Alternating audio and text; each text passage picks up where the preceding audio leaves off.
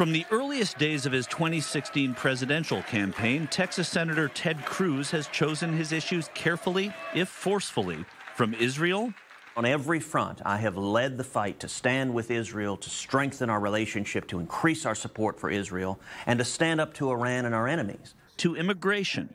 That I think when it comes to the border, we need to do everything necessary to secure the border. Texas is booming. When I talked with the senator in Houston earlier this month, the conversation went right to Israel. I was there in Jerusalem for the opening of the embassy. It was powerful at a level Israelis and Americans moved to tears, visiting with Holocaust survivors who said, "I never thought I'd live to see this day." I remember hearing you talk about the Iran nuclear deal on snowy days in Iowa when you were running for president, so it's been a while. Now it's been essentially torn up. The embassy has moved. The PLO offices have been closed in D.C. How close are we to peace? You know, I think we still have a distance to go for peace. And I've said many times, the impediment to peace is not Israel. The Israelis would love peace. It is Israeli children who are being murdered by the terrorists. On the train wreck, on the nightmare that is Obamacare. A bluntness that enrages some and has endeared him to others is a Cruz signature.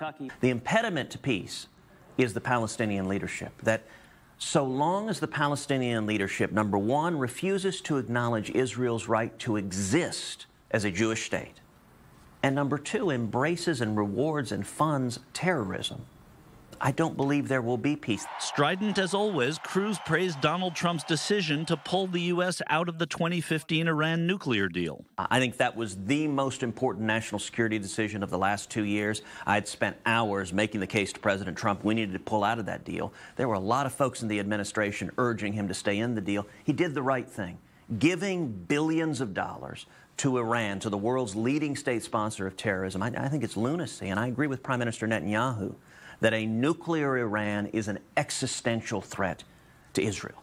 All of this comes amidst a complicated relationship with Trump. It's L-Y-I-N apostrophe, Lion Ted, the Bible held high. I am not in the habit of supporting people who attack my wife and attack my father. I worry about the anger, the rage, the hatred we see on the far left. That's not good for this country.